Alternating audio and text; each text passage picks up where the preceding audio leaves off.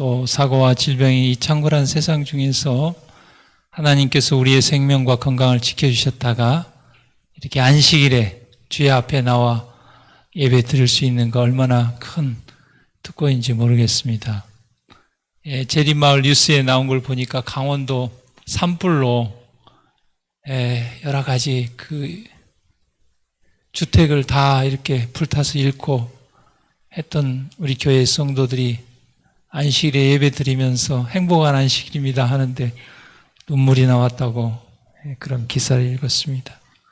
정말 언제 어디서 어떤 일이 일어날지 생각도 못하고 상상도 못하는 일들이 오늘날에 일어나고 있는 것 같습니다.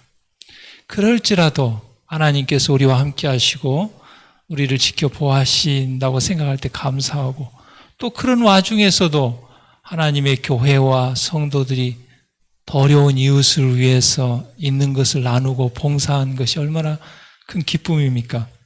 그 한 목사님께서 그 이야기 하시기를 전국에서 막 이렇게 전화가 오는데 막 1000통도 넘게 전화가 왔다고 그래요. 막 일을 해야 되는데 어떨 때는 너무 바빠가지고 전화를 못 받고 그래서 미안하고도 고맙다는 표현을 하신 걸 들었습니다. 오늘은 이제 계시록 10장 작은 책의 비밀이라는 제목으로 말씀의 은혜를 나누기로 원합니다. 제가 등단하기 전에 이 말씀을 다시 이렇게 살펴보면서 제목을 좀 다르게 붙였다면 나비 효과라고 제목을 좀 붙였을 텐데 그런 생각을 했습니다. 이 나비의 작은 이 날갯짓이 지구 반대편으로 가면 태풍을 일으킨다는 것이 나비 효과라는 것입니다.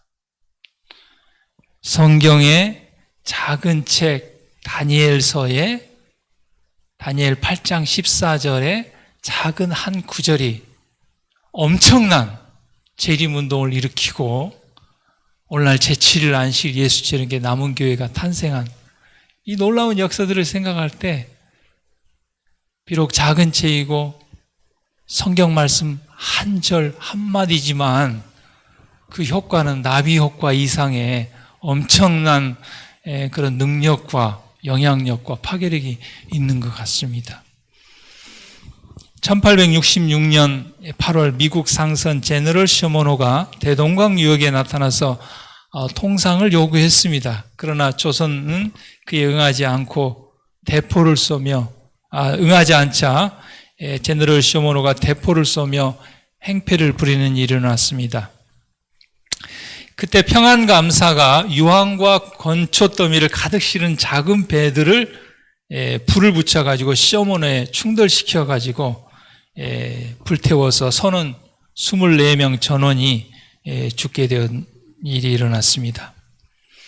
이 배에 조선에 전도할 목적으로 승선한 영국의 토마스 목사님이 타고 있었습니다. 그는 조선 포졸들에게 둘러싸여 참수 순교를 당하게 됐는데 그가 죽기 전에 가지고 온 중국어 성경들을 그 포졸들에게 하나씩 나누어 줬습니다. 중국어 성경을. 그런데 후에 그 성경 중에 하나가 우리말로 번역이 되어 읽혀지게 되고 그래서 오늘날 우리가 가지고 있는 이 우리말 성경은 그 한 사람의 순교자의 피로 이 땅에 복음이 전파되게 된 것입니다. 광주에는 어디서부터 복음이 시작됐냐면요. 송정리교회에서부터 복음이 들어왔습니다.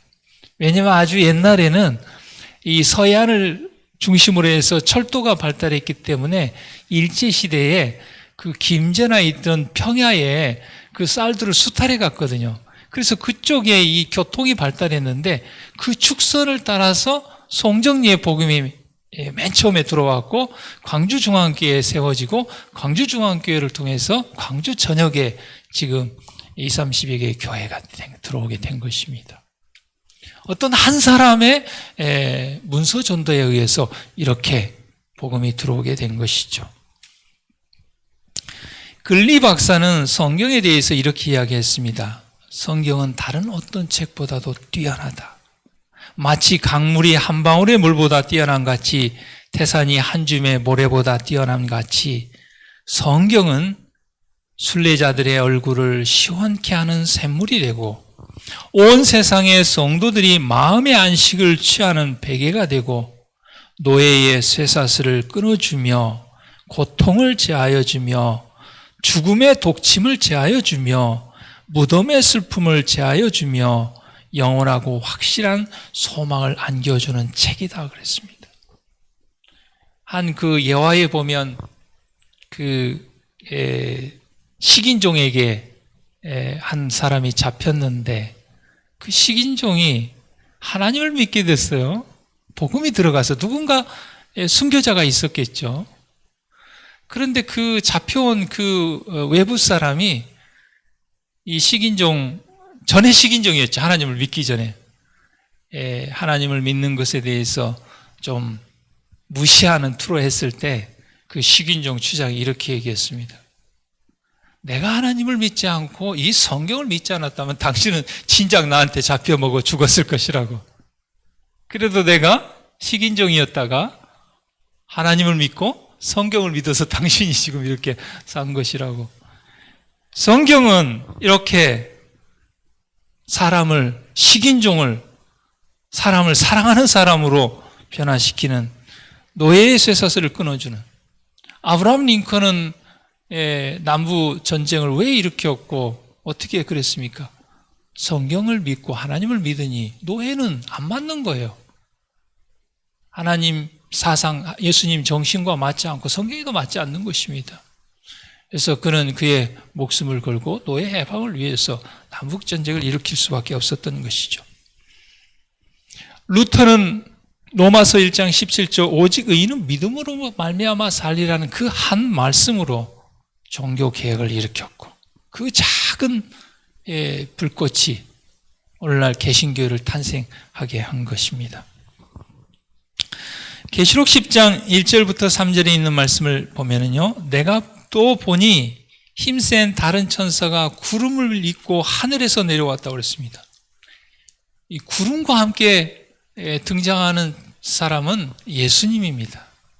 예수님께서 재림할 때도 어때요? 구름을 타고 오시죠.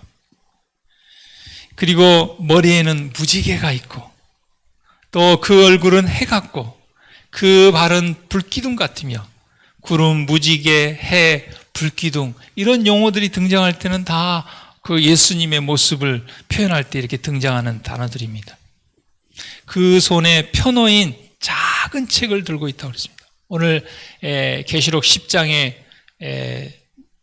말하는 그 작은 책은 다니엘서를 이야기합니다.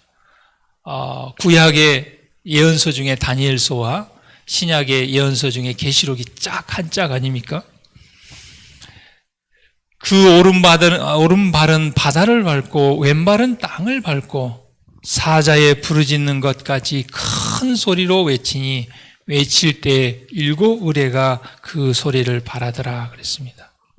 성경은 자주 그리스도의 나타나심을 구름과 연관시켰습니다. 그리고 예수님을 싸고 있는 구름 사이로 빛나는 해 같은 천사의 얼굴은 무지개가 생긴 원인으로 생각될 수가 있습니다. 무지개가 근원은 아닙니다.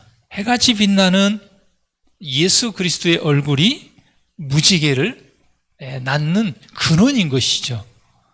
그러니까 여러분 우리가 무지개를 보고 야 무지개 아름답다 사진을 찍어가지고 무지개 하는데 그 무지개를 낳은 원인이 누구예요? 그 근원이신 예수님을 잊어버리면 안 되거든요. 그래서 우리가 계시록 저 끝에 21장, 22장에 보면 하늘에는 등이 없다고 그러죠. 왜냐하면 예수 그리스도가 어린 양이신 예수 그리스도 우리의 등이 되기 때문에 등이 쓸데없다. 해가 쓸데없다. 그렇게 이야기하죠. 왜냐? 모든 빛의 근원은 예수 그리스도시기 때문에 그런 것입니다. 계시록 1장 15절에도 예수님의 모습을 표현할 때 그의 발은 풀무에 단련한 빛난 주석 같다 그랬는데 이 풀무에 단련한 빛난 주석 같다는 것은 견고하고 튼튼하고 강하고 변하지 않는 예수님의 속성을 이야기하고 있습니다. 계시록의 세 천사의 기별이 다니엘서가 열어져야 될 그 마지막 때에 있을 사건을 다루고 있습니다. 이 천사의 손에 펴놓인 작은 책은 다니엘서라고 우리 교회 성경주석에서도 이야기하고 있습니다. 이 천사가 바다와 땅을 다 같이 밟고 서 있다는 것은 그 기별이 세계적인 기별로 선포되어야 되고 온 세상에 미치는 그런 능력과 권위를 상징합니다. 그래서 1840년대에 재림운동이 아주 강력하고도 사자의 부르짖음과 같이 큰 음성으로 온 세상에 전해질 것을 그 운동이 일어나기 170여 년 전에 계시록이 기록된 AD 100년 무렵에 예언된 것입니다. 그리고 그 예언대로 그렇게 선포가 되었습니다. 계시록 10장 4절에서 7절 일곱 우레가 발할 때 내가 기록하려고 하다가 곧 들으니 하늘에서 소리가 나서 말하기를 일곱 우레가 발한 것을 임봉하고 기록하지 말라. 임봉하고 기록하지 말라는 이 표현은 어디에 또 나옵니까? 다니엘 12장에 나옵니다. 그렇죠. 언제까지요? 다니엘 12장에 보면 마지막 때까지라고 그랬습니다. 세천사의 기별도 언제 이 임봉이 풀어지고 선포됐습니까? 마지막 때에 그렇게 됐죠. 한 짝입니다. 내가 본 바 바다와 땅을 밟고 섰는 천사가 하늘을 향하여 오른손을 들고 세세토록 살아계신 자 곧 하늘과 그 가운데 있는 물건이며 땅과 그 가운데 있는 물건이며 바다와 그 가운데 있는 물건을 창조하신 이를 가리켜 맹세하여 가로되 지체하지 아니하리니 일곱째 천사가 소리내는 날 그 나팔을 불게 될 때에 하나님의 비밀이 그 종 선지자들에게 전하신 복음과 같이 이루리라. 여기 지체하지 아니라 하는 이 구절의 말씀도 또 두 부분으로 해석할 수가 있겠습니다. 다니엘 12장 4절에 마지막 때까지 이 말을 간수하고 봉함하라. 아까 요한에게 한 그 말씀하고 일치합니다. 이 지체하지 아니라라는 것은 더 이상 시간이 없을 만큼 아주 급박하다. 신속히 전해야 될 기벌이다. 그래서 새 천사가 공중을 날아갑니다. 그렇죠? 이건 신속하게 전해야 될 기별을 이야기합니다. 또 두 번째 의미는 1844년 이후에는 더 이상 남아있는 예언적 시간은 없다. 2300주야의 예언 다음으로 더 이상 뭐예요? 예언적 시간은 없다 그 말입니다. 그러므로 1844년 이후로 어떤 시간표를 정하고 어떤 예언을 정하는 것은 성경에 맞지 않는 것입니다. 그래서 그 이후로도 많은 사람이 뭐 이렇게 계산하고 저렇게 계산해가지고 몇 년에 뭐 예수님이 오신다고 하고 사람들의 마음에 이 감정적인 충동을 일으켜가지고 그렇게 하는 경우들이 많이 있었습니다. 마지막 사건 35페이지, 36페이지에 보면요. 나는 그때 공중 앞에서 1844년 이래로 하나님께서 주신 기별 가운데 확정적인 시기를 주신 것이 없음을 주님께서 나에게 보여주시기를 기뻐하셨다고 말해요. 하나님께서 선지자를 통해 그렇게 그 계시를 주셨습니다. 2300주의 예언 이후로는 더 이상 확정적인 예언의 시기를 주시지 않는다. 우리의 입장은 깨어서 기다리면서 애언적 기간의 끝인 1844년과 그리스도의 강림의 때 사이에 어떤 시간 선포도 끼어들지 않게 하는 그런 것이었다. 정한 때에 관한 또 다른 기별은 없을 것이다. 1842년에서 1844년에 이르는 기간 후로는 더 이상 확정적인 예언의 때는 없을 것이다. 가장 멀리까지 미치는 시간 계산은 1844년 가을까지다. 여러분, 그것을 아까 지체하지 아니하리라 하고 이미 계시록 10장에 예언하셨고 또 선지자를 통하여 반복해서 여러 번 말씀하셨습니다. 그러므로 그 이후로 어떤 시간표를 정하고 이렇게 하는 것에 대해서 우리의 믿음과 우리의 마음이 흔들리지 않게 되기를 바랍니다. 계시록 10장 8절에서 11절 말씀에 하늘에서 나서 내게 들리던 음성이 곧 또 내게 말하여 가로되 내가 가서 바다와 땅을 바꿔 섰는 천사의 손에 편호의 책을 가지라 하기로 내가 천사에게 나아가 작은 책을 달라 한즉 천사가 가로되 갖다 먹어버리라. 그 작은 책, 그 다니엘서를 먹으라. 먹는다는 것은 어떻습니까? 그 말씀과 그 책의 기별을 깨닫고 이해하고 선포하는 것을 이야기합니다. 그래서 우리가 잘 아는 대로 재림운동 때에 내 배에는 쓰나 내 입에는 꿀같이 달았다. 처음에 그 기별이 꿀처럼 달았지만 나중에 그 2300주의 끝에 예수님께서 재림하지 않으므로 대실망을 당했죠. 그것이 뭡니까? 배에 쓴 경험, 쓰디 쓴 경험을 했다는 것이죠. 그런데 이 말씀이 성경에 있었는데 그들이 그때는 재림운동을 일으킬 때는 이 계시록 10장을 깨닫지 못했어요. 실망한 이후에 다시 성경을 살펴보니까 그때 깨달았어요. 하나님의 놀라운 섭리죠. 만약에 이것을 알았다면 재림운동이 일어났을까요? 안 일어났을 것입니다. 그러므로 하나님께서는 우리에게 필요에 따라 열어주시기도 하고 가르쳐 주시기도 하고 어떨 때는 감추시기도 하고 임봉했다가 필요할 때 열기도 하는 것입니다. 그러므로 우리는 하나님의 시간표를 따라가고 하나님의 방법을 따라가는 것이지 너무 조급해하거나 뭘 막 모르는 것 없이 모든 걸 다 하려고 할 필요가 없는 것입니다. 그리고 다 한다고 우리가 할 수 있는 것도 아닙니다. 하나님께서 오늘 필요한 만큼의 기별과 말씀을 주시고 지금 이 시대에 필요한 만큼의 말씀을 주시는 것입니다. 많이 줘봐야 우리가 감당을 못하는 것입니다. 그것도 하나님의 섭리인 것이죠. 내가 천사의 손에서 작은 책을 갖다 먹어버리니 내 입에는 꿀같이 달았으나 먹은 후에는 내 배에는 쓰게 되더라. 저가 내게 말하기를 내가 많은 백성과 나라와 방언과 임금에 다시 예언하여 하리라.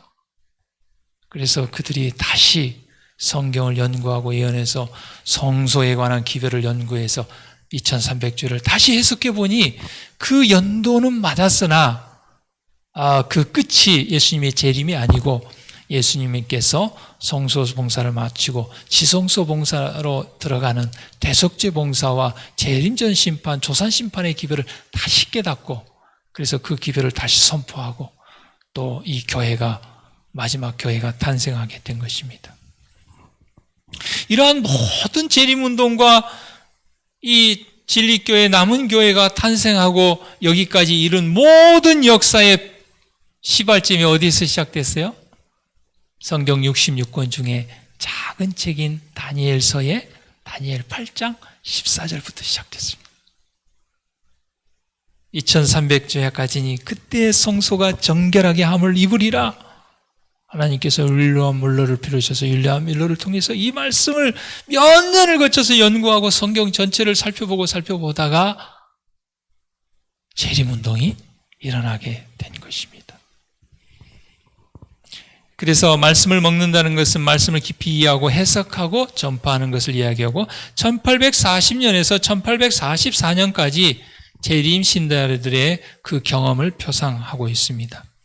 이 신자들이 임박한 재림에 대한 기별을 처음 들었을 때 그것은 그들에게 꿀처럼 들었습니다. 이전에 들어보지 못한 기별이었어요. 윌리엄 밀러는 참 이렇게 좀 내성적인 사람이었다고 그래요. 그래서 수년에 걸쳐서 이 기별을 깨닫는데도 이걸 나가 전하지 않았어요.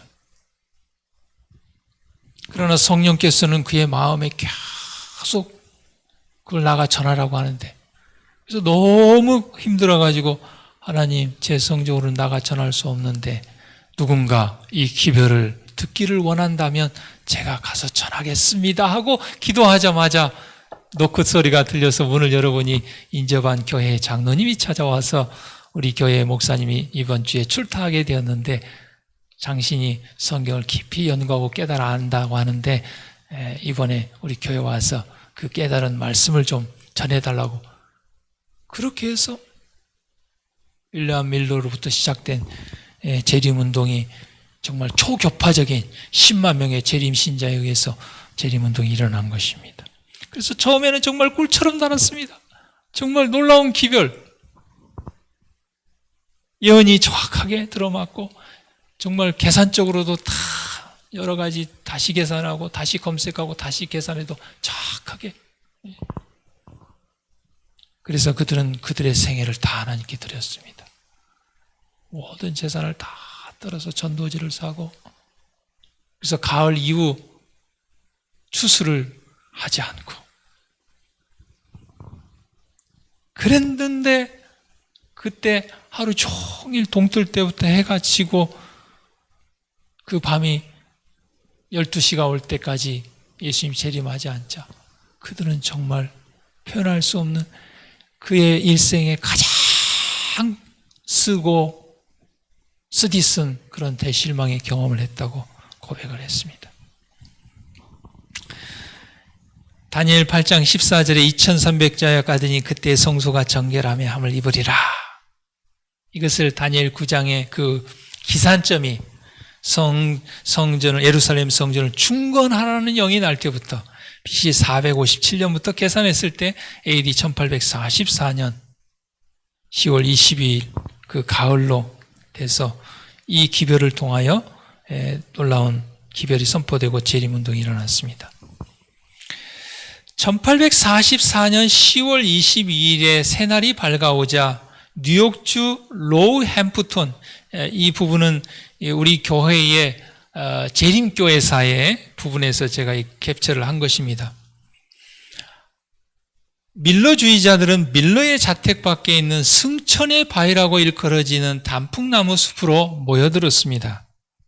동력의 태양이 마치 신방을 나오는 신랑과 같이 솟아올랐으나 신랑은 나타나지 않았습니다. 태양이 중천에 떠올라 따뜻한 태양빛을 온누리에 비추었지만 의의 태양은 비추지 않았습니다. 태양은 깃발이 울룰한 군대와 같이 무시무시하게 장렬하는 불빛을 남기고 서쪽 지평을 넘어갔으나 백마를 타신 그분은 나타나지 않았습니다.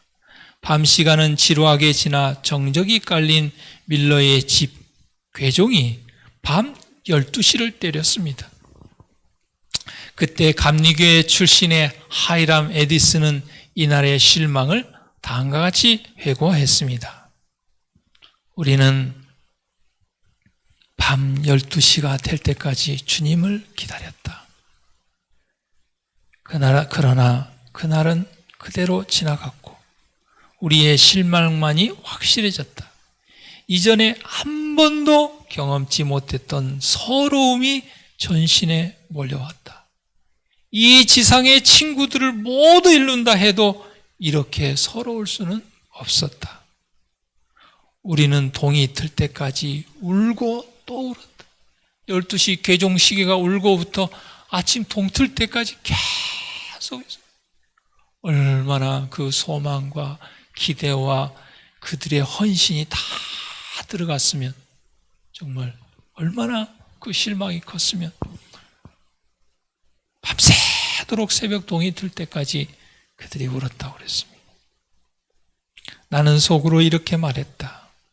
재림운동의 경험은 나의 기독교인 경험 중에서 가장 풍요하고 빛나는 것이었다. 만약 이것이 이제 실패로 끝나는 것이라면 그 밖에 나의 기독교적 경험이 무슨 가치가 있는 것인가?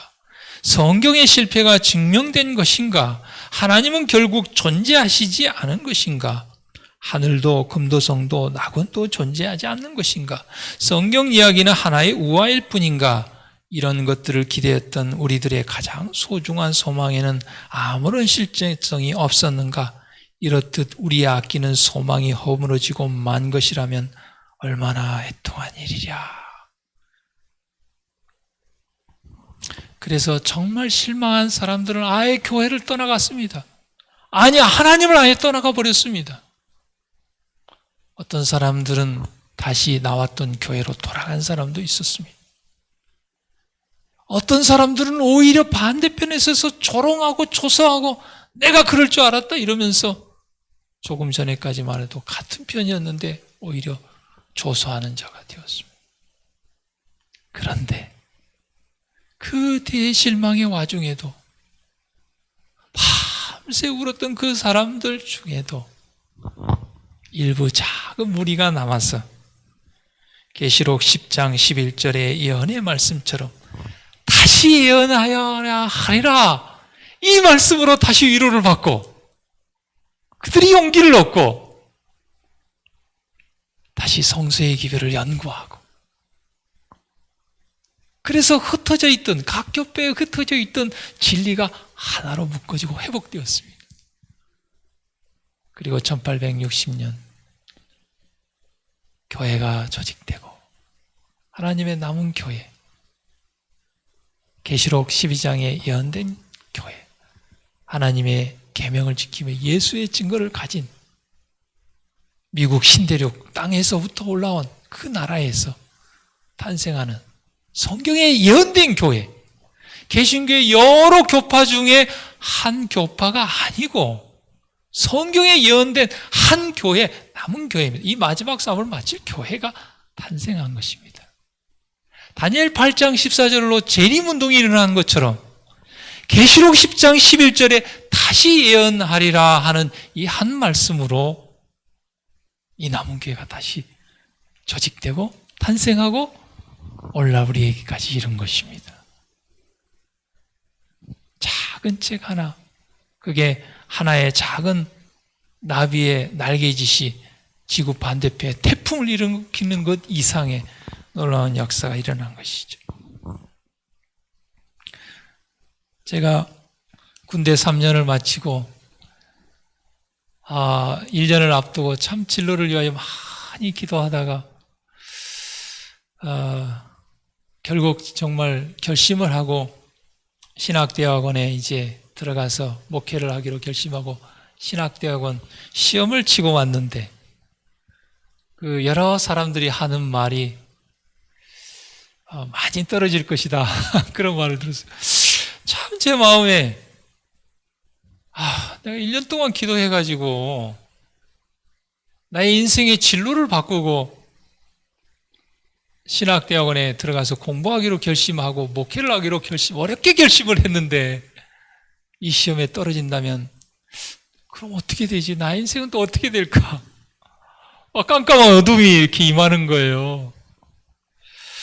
그래서 너무 허전하고 이 1840년 10월 22일에 대실망만큼은 아니지만 개인적으로 참 낙담이 됐어요. 어떻게 할까? 떨어지면 어떻게 할까? 막 고민도 되고 그러다가 제가 삼육대학 그 기도의 동산 오야봉에 올라가서 기도를 하는데 지금도 있는지 모르겠습니다.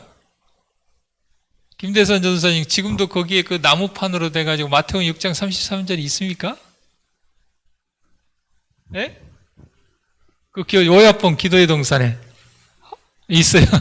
그게 보니까 그 나무에 마태복음 6장 33절 너희는 먼저 그의 나라와 그의 의를 구하라.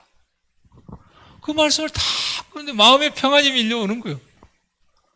아니 하나님의 나라와 의를 먼저 구하면 되지 목사가 중요한 것이 아니고 장로가 중요하고 집사가 중요하고 평신도가 중요한 것이 아니고 하나님께서 부르신 부름에 따라 하나님의 나라와 의를 구하면 되지 떨어지면 떨어진 대로 붙으면 붙은 대로 하나님께서 인도하는 대로 하나님의 나라와 의를 구하면 되지 이렇게 딱 생각하니까요 마음의 평안이 싹 밀려오더라고요.